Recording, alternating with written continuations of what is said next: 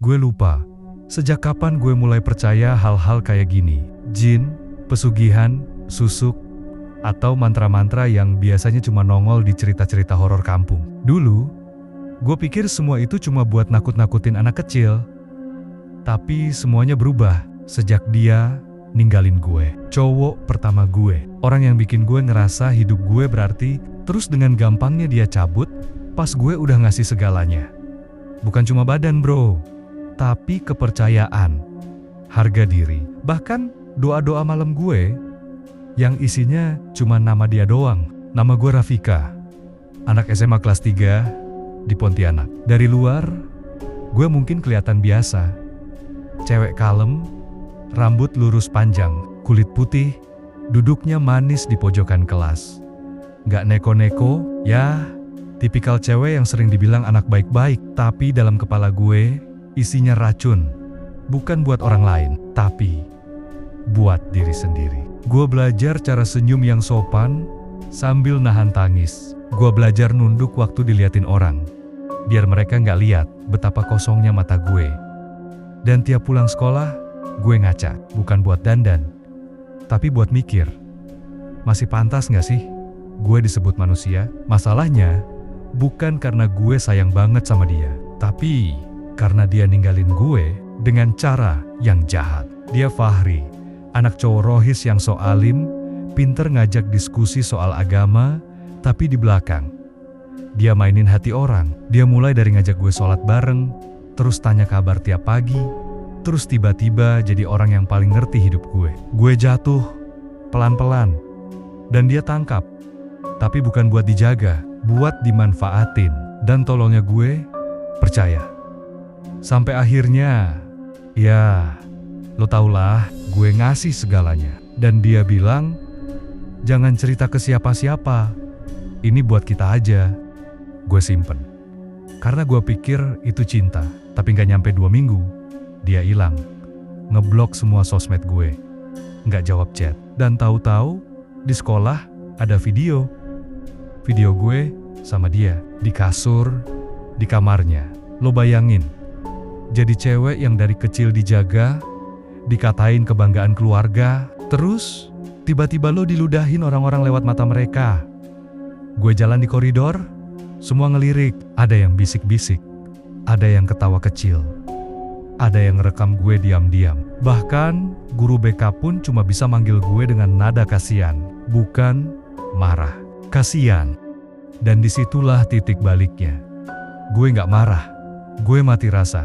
Yang ada cuma satu perasaan yang tumbuh pelan-pelan, yaitu dendam. Gue mulai cari tahu hal-hal yang dulu gue anggap klinik. Gue baca forum-forum gelap di internet tentang pesugihan, pemanggilan arwah, jin perekat cinta.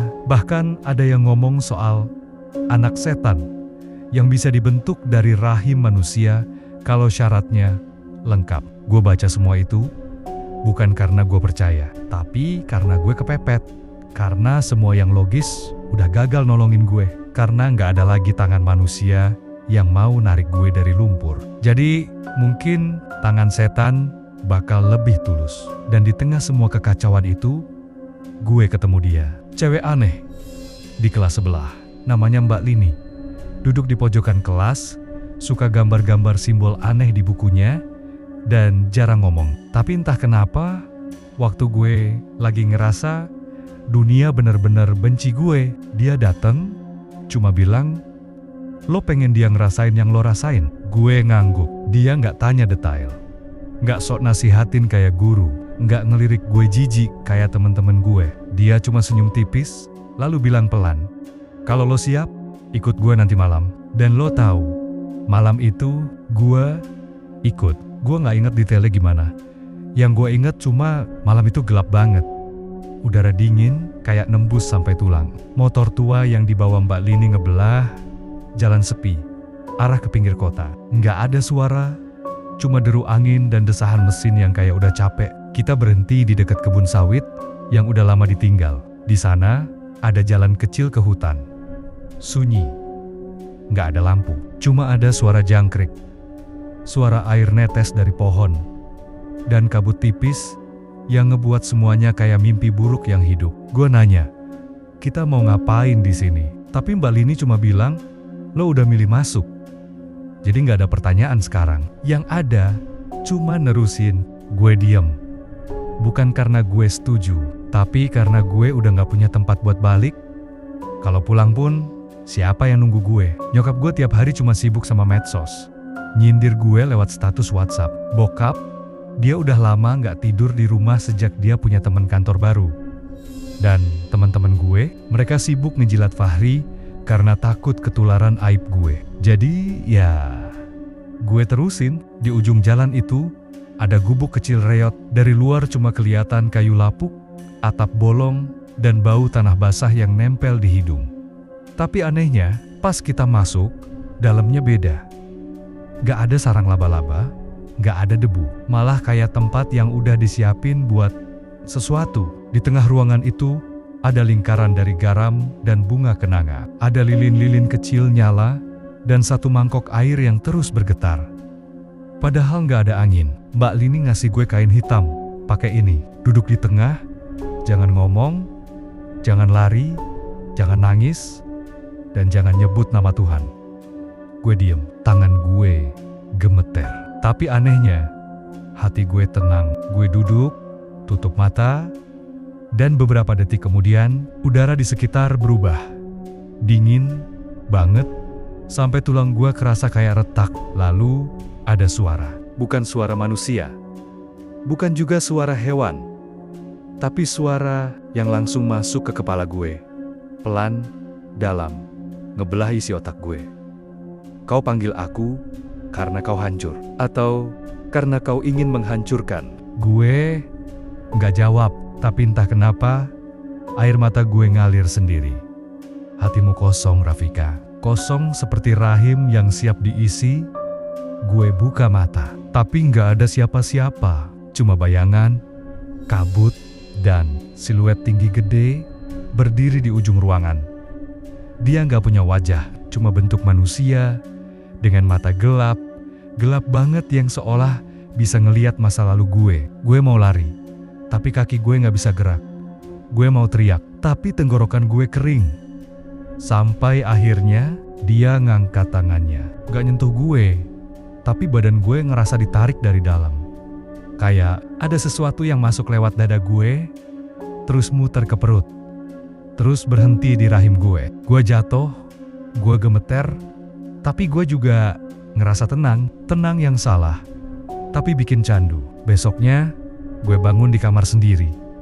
Baju gue lengkap, badan gue nggak luka, tapi mata gue merah banget. Di bawah kelopak, ada bekas ungu samar, dan perut bagian bawah perih. Gue nanya ke Mbak Lini lewat chat, itu apaan semalam? Jawabannya singkat, dia udah masuk dan dia puas. Gue baca itu berulang kali, tapi nggak ngerti. Masuk, maksudnya apaan? Gue cuma diem di tengah lingkaran. Gak ada apa-apa. Tapi seminggu kemudian, gue mulai mimpi aneh. Mimpi yang sama. Tiap malam, gue di tempat gelap. Gue telanjang. Dan sosok itu berdiri di atas gue. Dia gak nyentuh gue. Tapi gue ngerasa kayak dijamah dari dalam. Rasanya kayak tubuh gue bukan milik gue sendiri. Setiap bangun, gue nangis. Tapi bukan karena takut. Karena gue ngerasa gue pantas dapet itu. Gue pantas disiksa. Gue pantas dilukai. Gue bukan manusia lagi. Dan itu awal dari semuanya. Gue makin sering ngelamun. Bahkan pas lagi belajar, suara-suara itu muncul lagi. Tapi kali ini bukan cuma satu. Kayak ada banyak. Dan semuanya minta hal yang sama. Biar tenang, lo harus ikhlasin sesuatu yang lo cinta. Gue gak ngerti maksudnya apa. Tapi malam itu, pas hujan deres, gue duduk di depan jendela kamar. Dan mata gue berhenti di foto lama. Foto gue, nyokap, sama satu orang yang paling gue sayang, yaitu Dara. Dara itu teman kecil gue. Dia satu-satunya orang yang dulu bikin gue lupa kalau gue hidup di keluarga yang kacau. Kita pernah janji, kalau suatu hari kita udah gede dan dunia mulai jahat, kita tetap bakal saling jaga. Tapi semua berubah waktu gue mulai ikut-ikutan belajar main belakang dan nyakitin dia tanpa sadar. Dara pergi, bukan karena dia ninggalin, tapi karena gue nyuruh dia pergi, dan sampai sekarang, itu penyesalan paling berat yang gue pendem. Tapi malam itu, suara itu makin keras. Kalau lo mau semua rasa sakit ini selesai, balikin rasa sakit itu ke tempat asalnya. Dan malam itu juga, gue jalan kaki keluar rumah. Hujan, gelap, dan entah kenapa, kaki gue nuntun ke rumah Dara. Rumah itu udah kosong sekarang. Dia pindah entah kemana. Tapi gue berdiri di depan pagar, sambil nunduk, dan dalam hati, gue bilang, kalau ini emang harus, ambil aja semua kenangan tentang dia. Gue relain. Gue benci dia sekarang. Beneran benci, padahal itu bohong. Tapi malam itu juga, angin berhenti, hujan berhenti, dan kepala gue hening untuk pertama kalinya. Gue kira, setelah semuanya, hati gue bakal lega. Tapi ternyata, gue tahu apa yang harus dikorbankan. Waktu gue buka mata pagi itu, gue langsung ngerasa aneh. Badan gue dingin, tapi jidat gue keringetan. Langit-langit kamar berubah. Bukan kamar gue, tapi kamar kosong, dengan dinding retak, dan bau dupa yang masih kebakar. Dan di cermin depan gue, ada seseorang bukan. Ada sesuatu yang mukanya setengah muka gue, setengah lagi. Hitam legam, dan matanya merah. Tapi, dia senyum. Senyum puas. Gue teriak. Tapi suara gue nggak keluar, cuma gema kecil di kepala. Dan saat itu, gue sadar, semalam gue bener-bener ngelakuin ritual itu. Dan dia bener-bener datang. Gue ngasih semua yang dia minta, bahkan lebih. Tulisan darah di lantai kamar mandi belum hilang. Gue lihat, tangan gue masih ada luka bekas digigit sendiri. Tanda kalau gue udah nyerahin harga yang harus dibayar. Dia bilang, semakin dalam lukanya, semakin kuat balas dendamnya. Dan benar aja, hari itu mantan gue kecelakaan. Bukan kecelakaan biasa. Mobil dia masuk jurang di tikungan setan waktu dia mau nyamperin cewek barunya. Dan anehnya, polisi bilang rem mobilnya berfungsi normal. Gue ngerasa senang, nggak tahu. Tapi yang jelas, ada bagian dari gue yang ngerasa lega, tapi juga hampa, kosong. Karena ternyata, setelah semua itu, dia tetap nggak balik. Bahkan mati pun nggak bikin hati gue sembuh. Gue kira rasa dendam itu akan sembuh setelah terbalaskan. Tapi malah makin tumbuh, makin rakus. Kayak setan yang gue undang itu nggak pernah kenyang. Setiap malam, dia muncul lagi. Di cermin, di jendela, bahkan di bayangan gue sendiri. Dan dia mulai minta korban baru. Katanya, cinta yang busuk harus ditebus pakai cinta lain. Dan dari situ, semua berubah jadi permainan. Cewek-cewek yang deket sama mantan gue mulai hilang satu-satu. Temen sekelas, adik kelas, bahkan guru BK gue pun ngalamin hal yang aneh. Entah kerasukan, entah tiba-tiba hilang kendali. Tapi bukan itu yang bikin gue takut. Yang bikin gue takut adalah gue gak ngerasa bersalah. Gue malah ngerasa punya kendali, kuasa, dan itu candu. Gue jadi suka rasa itu. Tapi di titik ini, gue gak tahu gue masih manusia atau bukan. Muka gue di cermin makin lama makin beda. Nada suara gue berubah. Gue mulai mimpiin hal-hal aneh. Dan dia makhluk itu selalu bilang hal yang sama. Cinta yang tidak dihargai akan menuntut darah dan kamu. Udah pilih jalan ini. Gue nyesel. Kadang iya. Tapi terlambat. Karena sekarang, bahkan kalaupun gue mau berhenti, dia nggak akan biarin. Kalau lo ada di posisi gue, lo bakal lakuin hal yang sama, atau lo bakal kabur kayak dia. Gue pengen tahu, tulis di kolom komentar, menurut lo, semua ini salah siapa? Gue, dia, atau cinta itu sendiri? Pesan moral dari cerita ini adalah, kadang dendam terasa manis.